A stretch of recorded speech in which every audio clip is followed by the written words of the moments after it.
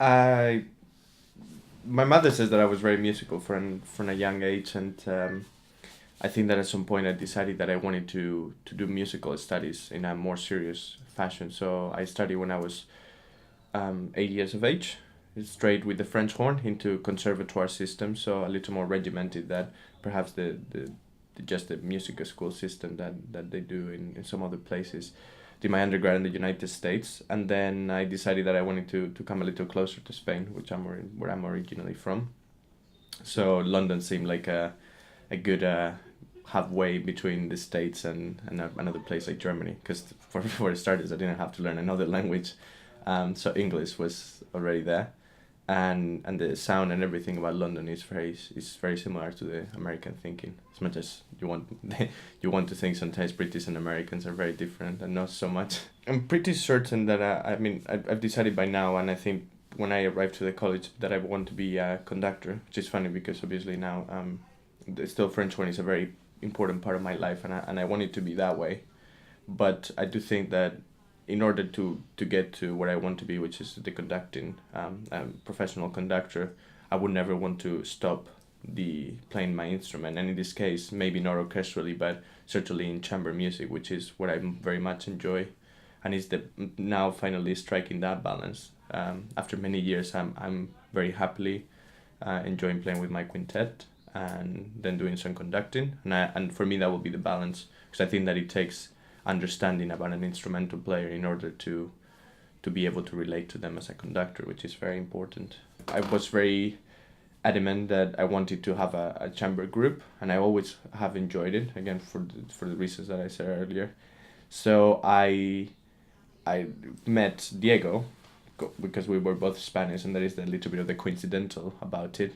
And we met Adrian, which we thought was a Spanish originally, but it turned out that he wasn't. He was Hungarian, and we decided that we wanted to form a group, and we were trying to see suitable candidates and scouting a little bit. I mean, this was the very first week.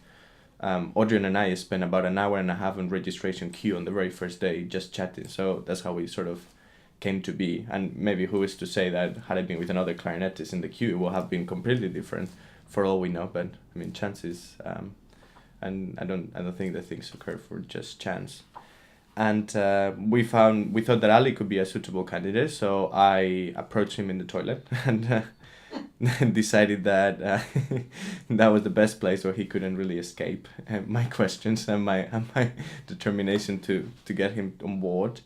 And then Sophie joined in a year later, because we wanted a bassoonist who was a little more committed to a long future career of the quintet, and Sophie was the suggestion from the head of the department that was probably the best candidate. So again, I mean, without me or Ali knowing, Audrey and Diego, which are perhaps the less English of of the five of us, decided to go ahead and send her an email without consulting, which turned out to be not as beautifully phrased and crafted as it could have been. But I think they're quirky nonetheless, and she probably enjoyed that. I thought it was quite cute, and that got her interested.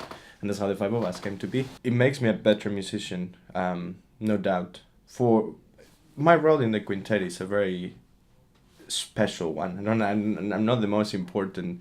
All of us are important, the five of us.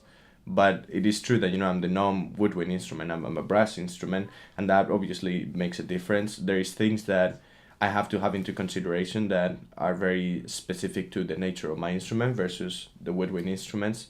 And I knew that when I wanted to be in a woodwind quintet. I've never been a big fan of brass ensemble. I think that a woodwind quintet has a lot of finesse into it. It has a lot of beauty, and it's the colors that the ensemble can produce.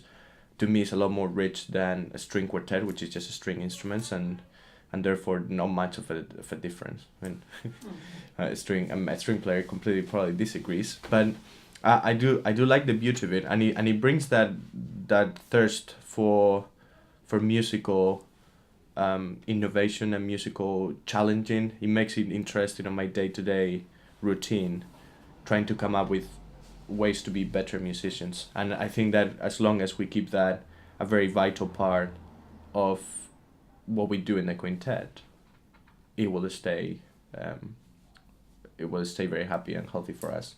The minute that we lose that drive to explore what is it that music does to us inside as characters, then it will be boring and mundane, and then it probably will fall. And I think that to an extent that's what is still quite interesting for us after 3 years, because we so strive to find that part about music that we like so much.